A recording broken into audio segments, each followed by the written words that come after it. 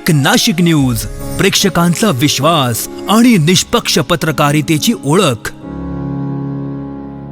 सगळे गंभीर प्रश्न आपले ते आपण सगळे आमचे अधिकारी वर्गाने ती नोंद घेतली आहे आणि त्याच्यावर आम्ही जे काही आता मॅडम सूचना देईल आणि रोलिंग देईल माननीय मॅडम आपण ते फॉलो करू आणि आपला जे पाण्याचे विषय आहे ते काळजीपूर्वक घेऊन कसं सॉल्व करायचे, किती शक्य आहे करणे, कसं होऊ शकते ते करू. पण त्याच धर्तीवर मला एवढं सांगायचे आहे की 2017मध्ये आपला एक वॉटर ऑडिट झाला होता. त्याच्यात असा आला होता की आपला तेव्हा 43 जसं आता सांगितलं की ते तेवढा वॉटर लॉसेस होते. आज ते अजून वाढले असेल, 50%पेक्षा जास्त गेले असेल. तर त्यासाठी काही उपाययोजना सांगितली होती त्या रिपोर्टमध्ये. त्याच्यात पहिलं उपाययोजना होती की गंगापूरवरून जे रॉ वॉटर मेन पाईपलाईन आहे ती बदलायची. त्याचं काम आपण 15 वित्त आयोगमध्ये घेतलं, जे चालू आहे आज रोजी. ते आपल्याला मार्चपर्यंत पूर्ण करायचे होतं, पण कदाचित तो मेपर्यंत पूर्ण होईल, कारण की थोडे अडचणी खूप आहे शहरात काम करताना. तर तो एक काम आहे. नंतर दुसरा ह्याच्यातच स्टेप्समध्ये दुसरा टप्पा होता की आपली जी वितरण प्रणाली आहे पाण्याची ती पण बदलायची. ती खूप जुनी झाली आहे, 30-40 वर्ष जुनी झाली आहे. जसा मॅडमनी सांगितलं की इंदौरमध्ये जे घडलं ते याच कारणाने घडलं की जुनी पाईपलाईनमध्ये जेव्हा मळणीसरांचा हे आपला मिक्स होतो तेव्हा ते खूप धोकादायक होऊन जातो आपल्या आरोग्यासाठी. तर या असा घडू नये. सिडकोमध्ये पण जसं हे खूप असा मोठा विषय आहे की सिवरेज आणि सोबत आहे. तर ह्याला मार्गी लागण्यासाठी आपण तो अमृतमध्ये प्रोजेक्ट घेतला. तो झाला पाहिजे होता 2-3 वर्ष आधी, पण झाला असता. पण तो मागच्या वर्षी आम्ही आले की ते पटकन प्रोसेस सुरू केला, सगळं केलं. जुलैमध्ये त्याच्या वर्क ऑर्डर दिला गेला. आज तो काम चालू आहे. तर तो झाला तर अजून आपली प्रॉब्लेम भरपूर सॉल्व्ह होईल. तिसरा टप्पा त्याच्यात असा होता की आता गंगापूर डॅम जे आहे तो जुना झाला आहे. जर कधी ड्रॉट आला तर पाण्याची पातळी जर खाली गेली तर आपण जास्त तिथून उतरू शकत नाही.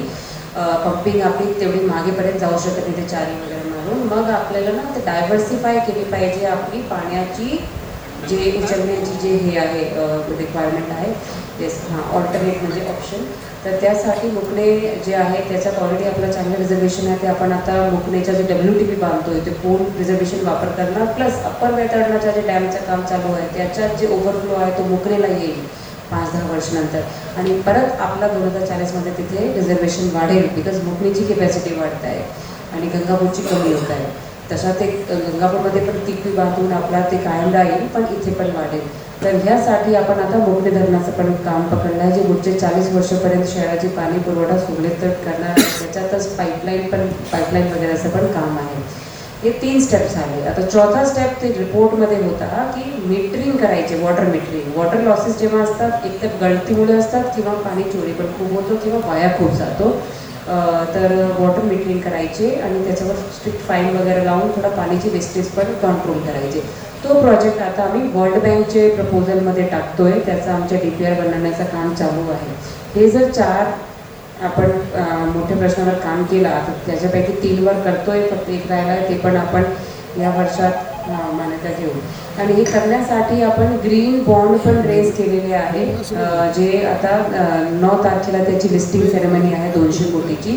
तर त्यासाठी आपण सर्वांना माझा इन्व्हिटेशन आहे, मेयर मॅडमचं इन्व्हिटेशन. मेयर मॅडमला पण आम्ही इन्व्हाइट करते, ती मेयर साहेबांना इन्व्हाइट करते आणि त्यांच्या वतीने आपण सर्वांना इन्व्हाइट करते की तुम्ही सर्व तिथे यावं आणि नाशिकच्या पाण्याचा प्रश्न सोडवण्यासाठी आपला जे योगदान आहे तिथे येऊन नोंदवावा. आणि त्या प्रोग्राममध्ये माननीय चीफ मिनिस्टर साहेब, डिप्टी CM साहेब सर्व येणार आहे.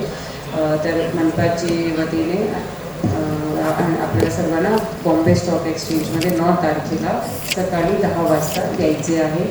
अँड आपली सगळी मंडळी तिथे पण येऊन सहभाग नोंदवणार अशी मला अपेक्षा आहे.